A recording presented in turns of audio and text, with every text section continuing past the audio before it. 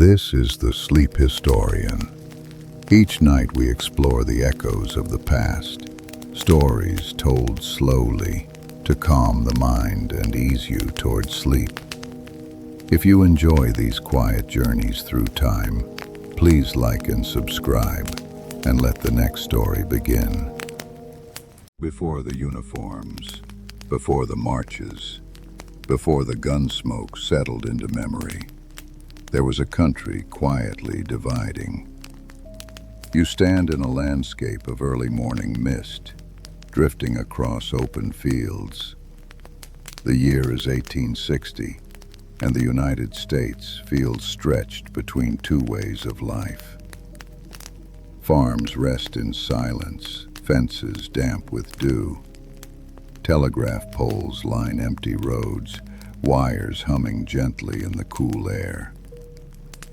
In the distance, a train whistle cuts through the quiet, echoing across the land. Something is changing, not suddenly, but steadily, like a tide pulling a shoreline in a direction no one can quite ignore. Walk into a small courthouse in a rural southern town. Wooden benches hold farmers and merchants reading newspapers filled with talk of secession, tariffs, states' rights, and the unresolved question that shadows every conversation: slavery. The air is warm, thick with tobacco smoke and murmured opinions. Across the country, in northern cities, factories clang with evening shifts, while newspapers argue their own convictions. Rival visions of the nation stiffen slowly, like cooling iron. No battle has begun, yet tension lingers in hallways, parlors, and taverns. The country breathes uneasily, standing at a threshold it does not yet fully recognize. The election of Abraham Lincoln in 1860 becomes the spark for long-gathered fears. You stand outside a telegraph office as results arrive, tapping through wires in bursts of coated metal clicks. People crowd the doorway, breath visible in the cold night air. Lincoln's victory feels hopeful to some, alarming to others. Within weeks, discussions turn to declarations. South Carolina moves first, announcing its departure from the Union. Other states follow. Flags change, maps shift, and the idea of a divided country becomes tangible. Yet no shots are fired. The separation begins in signatures, speeches, and solemn announcements carried in print. Travel now to Montgomery, Alabama, where the newly formed Confederate States of America gather in 1861. Delegates sit in a hall lit by tall windows, their voices rising and falling over legal documents and proposed constitutions. The room smells of ink, parchment, and polished wood. Outside, horses stamp their hooves while messengers move between buildings with sealed envelopes. The Confederacy forms its own government, choosing Jefferson Davis as president. Each decision deepens the fracture between North and South, shaping a new and uncertain identity. The air around the hall feels warm, heavy, and charged with determination. Far to the north, Lincoln prepares for his inauguration. In Washington, winter lingers on stone steps, and security surrounds the ceremony with unusual caution. You stand among a crowd gathering in muted anticipation, breath rising like faint smoke. Lincoln speaks with a calm that contrasts the nation's anxiety, urging unity while acknowledging the storm ahead. Inside government buildings, clerks update maps, shifting boundaries with quiet pencil strokes. The capital feels both hopeful and fragile, a place suspended between diplomacy and conflict. Everyone senses that peace is becoming harder to preserve with each passing week. The war's beginning comes not from a heated debate, but from a distant garrison on an island near Charleston. Fort Sumter. You stand on the shoreline as dawn begins to lift. The air is cool. Waves lap softly against the rocks. Across the water, the fort appears as a dark outline, silent and unmoving. Then, without warning, artillery flashes from nearby batteries. Smoke drifts over the harbor in pale ribbons. The fort answers reluctantly, more symbolically than effectively. For hours, the exchange continues. By the time the flag is lowered, the war has crossed from possibility into reality. In both North and South, mobilization begins quickly. Train stations fill with young men volunteering for service, carrying blankets, small satchels, and letters from home. You stand on a crowded platform as families embrace tightly, trying to hide their worry behind forced smiles. Steam rises around the locomotive, mixing with coal smoke. Strangers exchange patriotic songs, unsure of what lies ahead, but certain that duty calls. Uniforms are mismatched and supplies scarce. Many soldiers march wearing everyday clothes, yet spirits remain high. People believe the conflict will be brief, a season, not a generation. History has other plans. The first major clash occurs near a quiet creek called Bull Run, or Manassas. The morning feels calm enough to belong to any summer day. Fields stretch in gentle curves, dotted with wildflowers. Civilians from Washington arrive with picnic baskets, expecting a brief spectacle. But confusion spreads quickly as inexperienced armies meet under intense heat. Dust clouds rise, obscuring lines of sight. Officers struggle to communicate. When defeat becomes clear, Union spectators retreat along crowded roads, startled by the suddenness of panic. The battle lasts only hours, yet it reveals a sobering truth. This war will not be simple. Across the South, plantations and small farms brace for upheaval. Enslaved men and women continue their daily labor, tending fields, repairing fences, preparing meals. But the air feels different, heavy with possibility and fear. Rumors spread quietly. Talk of advancing Union armies, of potential freedom, of uncertainty. In some places, enslaved families remain under increased watch. In others, they seize opportunities to flee northward. These moments happen in silence, at night, in whispered conversations behind cabins. The war's meaning shifts depending on where you stand. Liberty for some, loss for others, change for all. Northern cities respond with industry. Factories work longer hours manufacturing rifles, uniforms, boots, and rail equipment.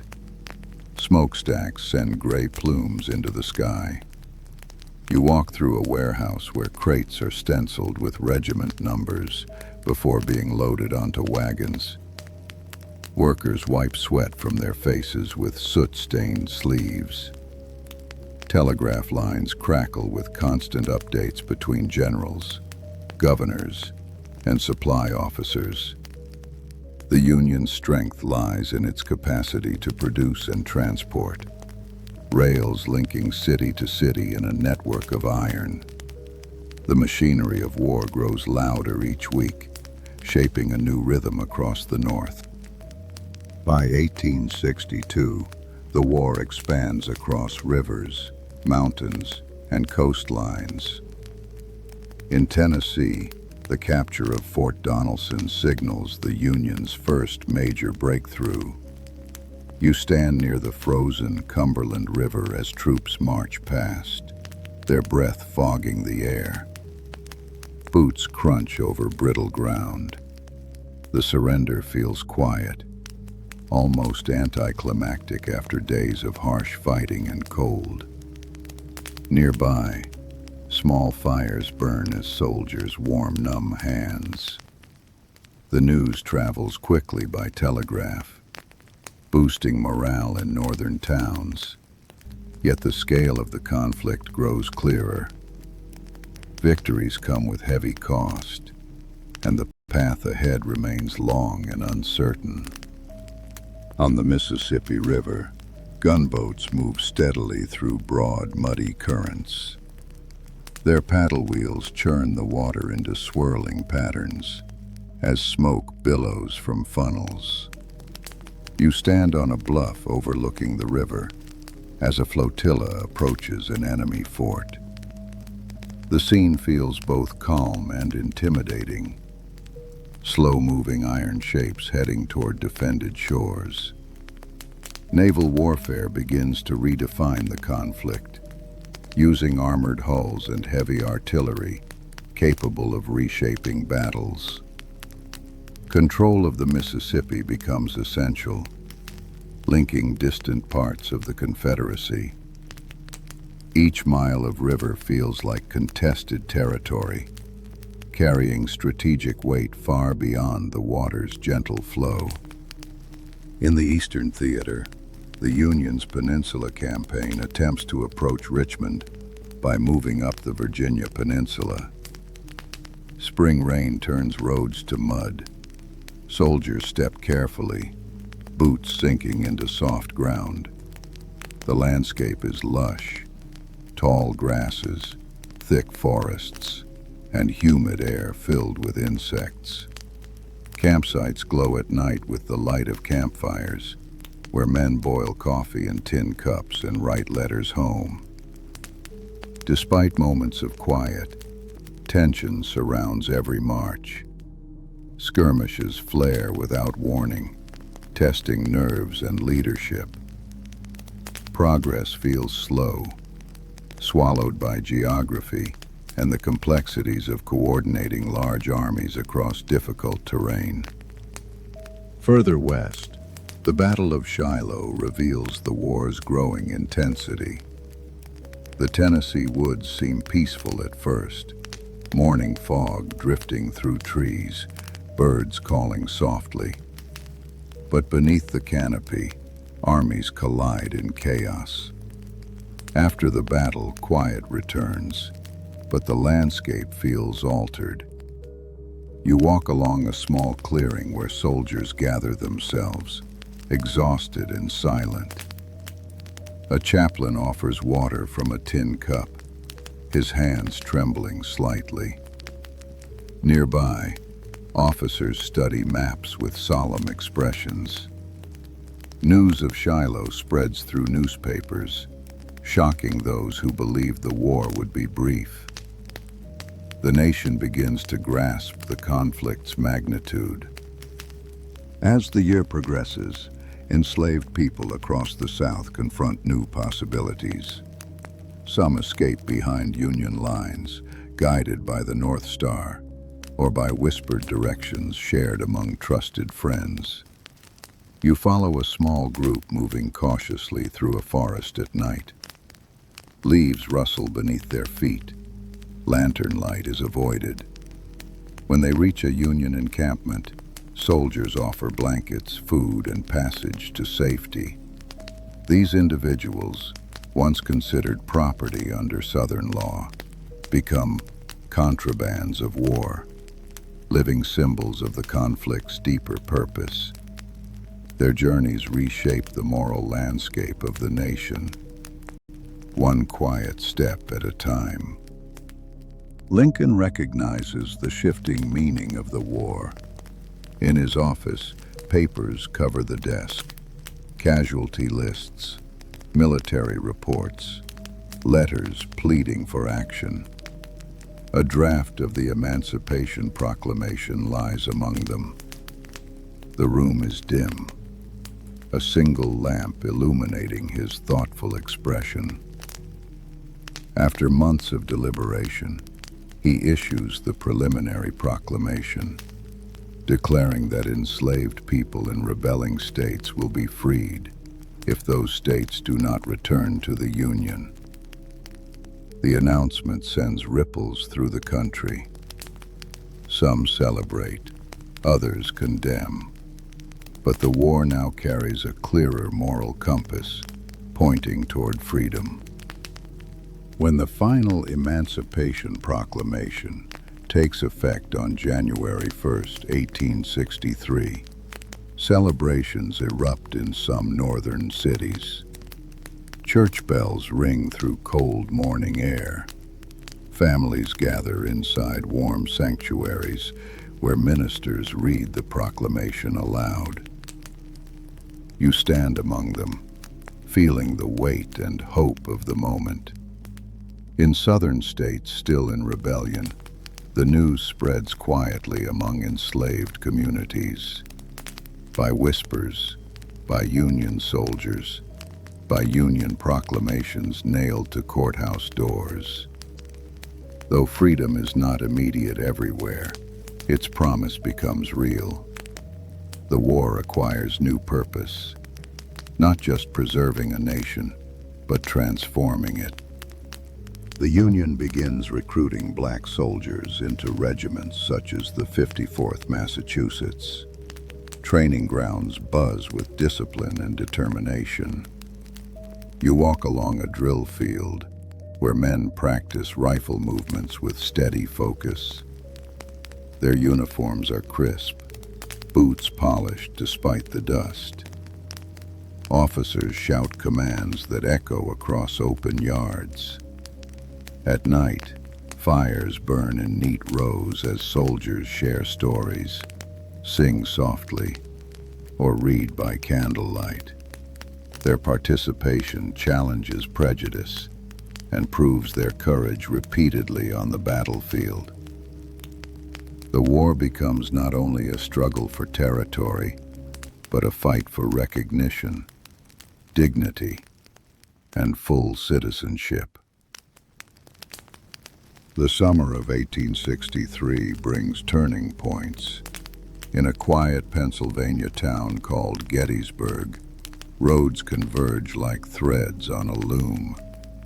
Days before the battle, the town feels ordinary. Children gathering water, merchants tending shops, farmers working fields under clear skies. But the arrival of scouts and cavalry hints at what's coming. You walk along a dusty road where hoofprints mix with wagon ruts. The air carries a faint tension, though no one knows how large the coming confrontation will be. Gettysburg becomes a crossroads not just of roads, but of the war itself. During the battle, the landscape fills with smoke and tumult. Yet moments of quiet still occur between assaults. You stand on Seminary Ridge at dawn on the second day. The air cool, grass bent with dew. Soldiers sit in small groups, tightening straps, sharing biscuits or scribbling quick notes home. Officers consult maps spread across stumps.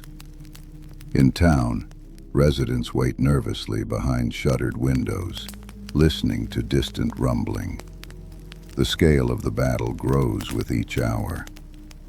By the third day, the outcome becomes pivotal, a Union victory that halts the Confederate advance into the North. Far to the west, another turning point unfolds along the Mississippi. The siege of Vicksburg stretches across weeks of heat, hunger, and perseverance. The city sits atop high bluffs, overlooking the river like a silent sentinel. You walk through Union trenches carved into dry earth, where soldiers rest beneath makeshift shelters of brush and canvas. The air vibrates with insects and distant cannon fire. Inside Vicksburg, residents take refuge in caves dug into hillsides, enduring constant bombardment. When the city finally surrenders on July 4, 1863, the Union gains full control of the Mississippi, splitting the Confederacy in two. After these twin victories, Northern morale rises cautiously. In Washington, government clerks tally reports with renewed confidence. In factories, workers speak quietly of hope as they hammer metal into rails or assemble crates of supplies. Yet the war continues. New recruits board trains, unsure whether they will return. In rural towns, church bells toll for local men who did not survive the year. You visit a family farm where a mother folds a worn letter from her son, placing it carefully inside a wooden box. Victory feels meaningful, but its cost presses on every household. That same autumn, Lincoln travels to Gettysburg to deliver a short speech at the dedication of a cemetery for fallen soldiers. You stand among the gathered crowd as he steps forward, papers held lightly in one hand. The afternoon air is crisp. His voice is steady, almost gentle, carrying simple words about equality, sacrifice, and the unfinished work of preserving the nation. The address lasts only minutes, yet its echo lingers through the quiet that follows. Many in attendance sense they've heard something timeless, a reminder of why the war is fought and what the country hopes to become. As 1864 begins, the conflict enters a new phase. General Ulysses S. Grant takes command of Union armies, determined to apply constant pressure. You watch him in a field tent studying maps lit by lantern glow. His expression is calm, thoughtful, marked by the weight of difficult decisions. The war shifts from maneuver to attrition, battles linked in a relentless chain. In the east, Union and Confederate forces collide in dense forests and rolling hills. Smoke hangs low among trees. Progress comes yard by yard, day by day, with no swift resolution in sight. In the South, life becomes increasingly strained. Blockades limit goods entering ports, and shortages affect families everywhere.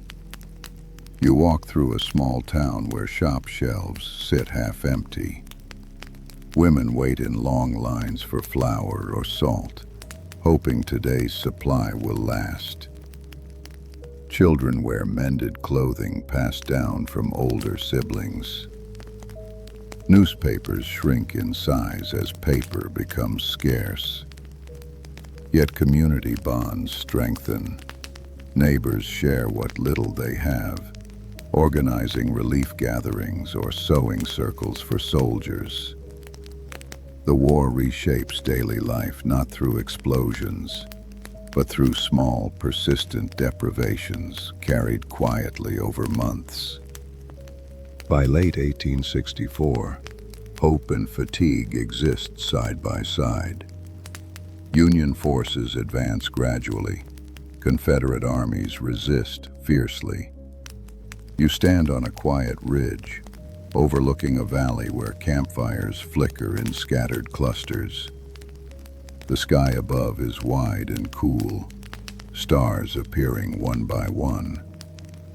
Soldiers on both sides sit near the flames, warming hands, repairing boots, writing letters home.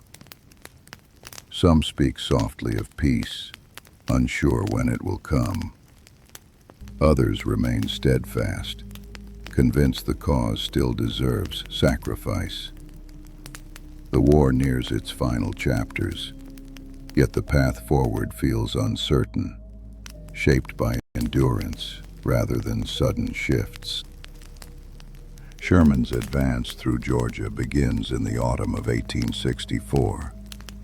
You walk along a narrow road bordered by tall pines, their needles softening the sound of marching feet. The air smells of damp earth and distant wood smoke. Union columns move with steady purpose, dismantling railways and disrupting supply routes. Small towns watch anxiously as soldiers pass, their presence both feared and inevitable. Sherman believes the war must be shortened by breaking the South's ability to continue. His march becomes a slow, determined pressure, reshaping the landscape of the Confederacy. Behind the troops, rails lie twisted, silent evidence of shifting tides. In Tennessee, Union and Confederate forces meet again near Nashville. Winter frost coats fence rails, crunching under the boots of soldiers moving into position. You stand on a small rise where officers scan the terrain, breath clouding in cold air. When the battle begins, it unfolds over 2 days of harsh conditions. Yet by the end, the Confederate army in the region is effectively destroyed. The city grows quiet afterward, snow settling lightly over the fields. Local residents emerge from their homes cautiously, feeling the conflict shift further toward its conclusion. Hope flickers gently through the winter calm. As 1865 approaches, the Confederacy faces mounting strain. In Richmond, government offices operate under dim lamps, supplies dwindling. You walk through streets where people gather near bulletin boards, reading war updates with weary expressions. Bread lines stretch along sidewalks. Horses pull wagons loaded with firewood, their hooves echoing against brick walls. The city feels tense, held together by determination and uncertainty. Yet, conversations continue, neighbors offering quiet encouragement. Even in hardship, daily life persists. Children playing in alleys, shopkeepers opening doors each morning, residents waiting for news that might signal the war's end. In the Western Theater, the Carolinas campaign continues the Union's push inland. Rain turns dirt roads into thick mud, slowing progress. Soldiers trudge forward, adjusting straps and wiping water from their faces. The countryside is dotted with farms struck by years of hardship. Fences missing, barns in disrepair, fields unplanted. You pass one such homestead where a woman watches from her porch, arms folded against the chill. Her gaze reflects exhaustion more than hostility. The war has touched every family in subtle, persistent ways. The army moves on, leaving only footprints that fill slowly with rain. By spring, Confederate forces retreat steadily. The landscape of Virginia becomes central once more. You stand on a quiet stretch of road bordered by bare trees just beginning to bud. The air carries a faint scent of thawing soil. Columns of weary soldiers march past, uniforms worn threadbare. Conversations drift softly, talk of home, of families, of longing for normalcy. Officers consult maps, knowing that supplies are nearly gone. The once confident rhythm of the early war years has softened into something slower, shaped by endurance rather than momentum. The end feels near, though no one speaks it aloud. Richmond finally falls in April 1865. Union troops enter the city cautiously as smoke rises from burning warehouses along the riverfront. You walk through streets littered with debris, shattered crates, charred beams, scattered papers. Residents stand in small groups, watching silently as soldiers secure key buildings. Some offer quiet greetings, others remain distant, uncertain. Among Union officers, the mood is somber rather than triumphant. Everyone understands the significance of the moment. The Confederate capital has been taken, but the cost of the war hangs heavily in the air, carried by smoke drifting toward the James River. Not far away, General Robert E. Lee's army dwindles. At Appomattox Courthouse, a small village surrounded by rolling fields, a meeting is arranged. You stand outside the modest home of Wilmer McLean as riders gather nearby. The morning is calm, sunlight filtering through thin clouds. Inside, Lee and Grant sit across from one another, both worn by years of war. Papers are signed with quiet dignity. Terms are generous. Confederate soldiers may return home with their horses. When Lee departs, Union soldiers stand respectfully along the road. The war's end begins, not with celebration, but with stillness. Word spreads quickly across encampments. Soldiers react with relief, confusion, or quiet disbelief. You walk through rows of tents where men sit around small fires, passing tin cups and sharing thoughts about home. Some write letters immediately, hands trembling with anticipation. Others stare into the flames, processing years of hardship. The landscape feels changed, not by sudden noise, but by the soft release of tension. Birds begin to sing along distant tree lines, as if reminding everyone that seasons have turned. Though the war is not fully over everywhere, peace has taken its first steady breath. For many soldiers, the journey home begins slowly. Roads once filled with armies now carry individuals and small groups moving toward distant towns and farms. You follow a soldier walking along a dusty path bordered by spring wildflowers. His uniform hangs loosely, worn thin at the elbows. He carries a small satchel, a folded letter, and hope. At a crossroads, he pauses to study a wooden signpost, pointing toward familiar places. The land feels both unchanged and transformed. Birds call from nearby trees. A creek murmurs softly. The long war recedes with each step, replaced by the quiet rhythm of returning. In southern towns, emancipation unfolds unevenly. Some communities receive the news from Union soldiers reading proclamations aloud in public squares. Others learn through word of mouth, passed from house to house.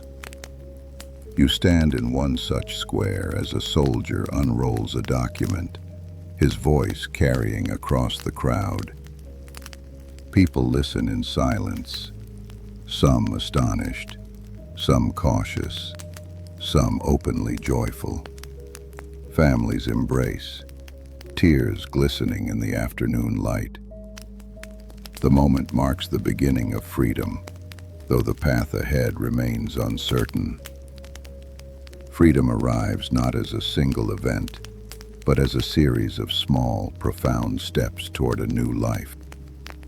The South confronts enormous rebuilding challenges. Railroads lie twisted, bridges damaged, towns partially burned. You walk through a main street where shutters hang crookedly and windows remain broken. Yet signs of renewal emerge. Hammers striking nails, saws cutting new boards, merchants sweeping dust from storefronts. Neighbors share meals and tools, determined to restore their communities. Freedmen establish churches and schools, creating foundations for their future. Reconstruction feels uneven and fragile, shaped by political conflict and economic hardship. But in every effort, from repairing a fence to planting a new crop, there is quiet resilience. In the North, returning soldiers re-enter factories, shops, and farms.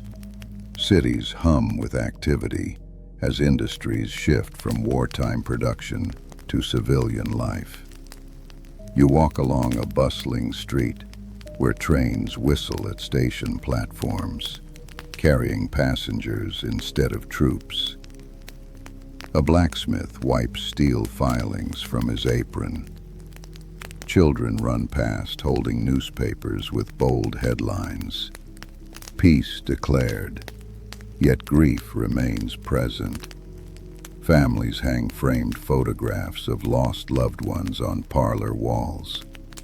Communities gather in churches for remembrance services. Victory brings relief, but not joy without shadow.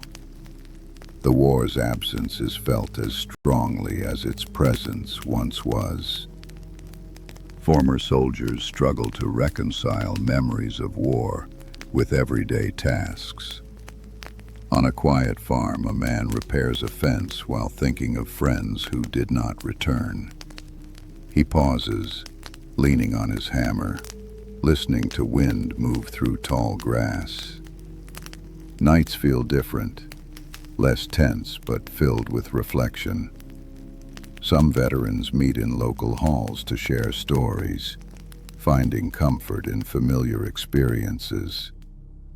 Others prefer silence, focusing on rebuilding their lives piece by piece. Healing comes gradually, wrapped in routines, conversations, and the passage of seasons. Political battles shape the country's future. In Washington, legislators debate amendments addressing citizenship, voting rights, and legal protections. You stand in a hallway of the Capitol as discussions echo from behind tall doors. Papers rustle, pens scratch across parchment, and voices rise in careful argument. The 13th Amendment ends slavery. The 14th defines citizenship. The 15th grants voting rights regardless of race. These changes unfold slowly, met with resistance in many regions. Yet they redefine the nation's foundation. Outside, passers-by read newspaper bulletins nailed to posts, trying to understand how these new laws will reshape their communities. Freedmen and women begin establishing independent lives.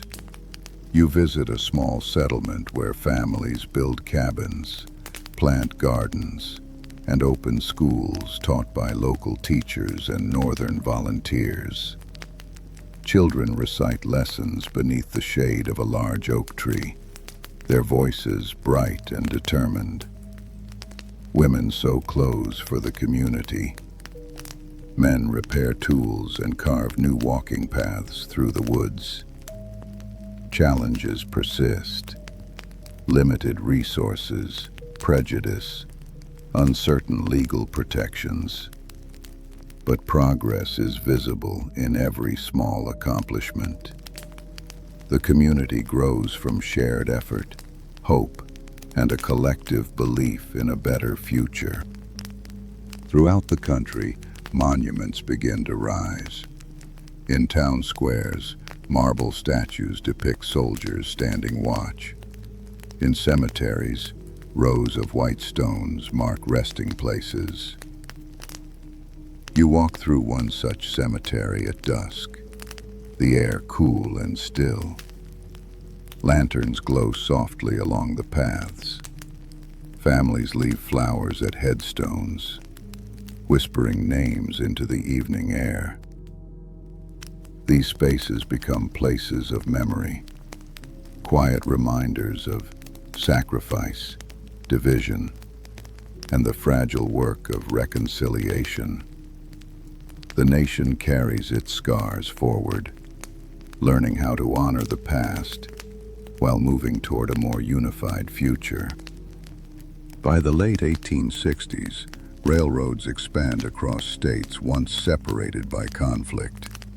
Steam locomotives glide along newly repaired tracks, whistles echoing through valleys. You sit near a station platform where travelers wait with satchels and hope.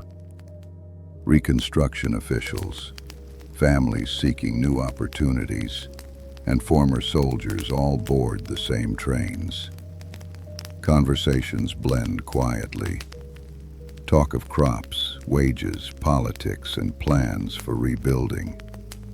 The movement of people reconnects regions physically and emotionally.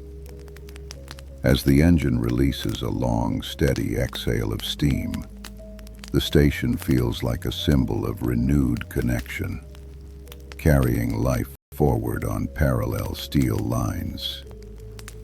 Economic recovery unfolds slowly. In southern fields, newly freed laborers negotiate wages, testing unfamiliar freedoms.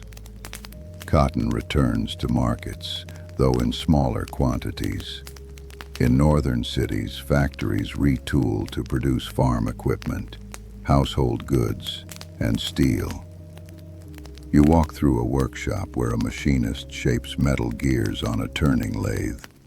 Sparks flicker briefly before fading into the dim air. Hard work becomes the common language across regions. Though challenges remain, disputes, setbacks, shortages, communities persist with quiet determination, believing that steady effort can rebuild what war once shattered. Over time, veterans' reunions become common. On an open field in Pennsylvania, former Union and Confederate soldiers gather decades after the war. Tents stand in neat rows, coffee boiling over small fires. Old men shake hands, their movements slow but sincere. You listen as they share memories, not of triumphs, but of comrades lost, kindnesses exchanged, and hardships endured. Their voices carry no bitterness, only reflection. The atmosphere feels gentle, shaped by understanding that time has softened divisions once thought unbridgeable. The field becomes not a battleground, but a meeting place for healing. Across the country, schools and universities expand. Children in the South attend newly established public schools, while northern institutions study engineering, history, and industry shaped by the war's lessons. You step into a small classroom where a teacher writes dates on a worn chalkboard. Students sit attentively at wooden desks, pencils poised. The room smells of slate and ink. Education becomes a cornerstone of rebuilding, offering pathways to opportunity and stability. Each lesson carries an unspoken promise that knowledge can prevent future fractures and help generations grow beyond the divisions of their predecessors. Artists, writers, and musicians begin capturing the war's impact. In a quiet studio, a painter works on a landscape of a former battlefield. The canvas shows rolling hills, now covered in new grass, with only faint traces of earthworks visible. A violinist practices in the next room, notes drifting softly through open doors. Authors write memoirs, poetry, and histories, trying to give shape to collective memory. The arts offer gentle reflection, allowing people to process what happened, not through arguments or reports, but through emotion, interpretation, and shared humanity. As the century progresses, the nation industrializes rapidly. Cities grow taller, factories expand, and new inventions reshape daily life. Yet reminders of the war remain. You walk across a courthouse lawn where an aging cannon stands beside a bronze plaque. Its metal surface is cool beneath your hand. School children pass by, barely noticing, while older residents pause to read the inscription. Time moves steadily forward, but the memory of conflict endures in these quiet markers, not as calls to division, but as reminders of endurance, loss, and the fragile work of unity. By the early 20th century, the generation that lived through the Civil War is fading. In a small home filled with photographs, an elderly veteran sits in a rocking chair near a window. Sunlight falls across his hands as he traces the edge of a worn letter. He speaks softly to a visiting historian, describing the long marches, the friendships, the cold nights by the fire. His voice carries a gentle weight, not bitterness, but reflection. Outside, children play in the street, unaware of the sacrifices that shaped the world they now inhabit. Memory passes from voice to record. Eventually, the war becomes history, studied, written, debated, and remembered. You stand at Gettysburg once more, but now the fields are peaceful. Wind moves through tall grass and distant hills glow under soft sunlight. Tourists walk slowly along marked paths, listening to guides or reading plaques. The land feels calm, shaped by time's quiet patience. The Civil War remains a story of division and reunion, hardship and hope, loss and renewal. Its echoes remind the nation of the cost of fracture and the importance of understanding. In the stillness, the past and present meet gently. Let your thoughts drift back across everything you've witnessed tonight.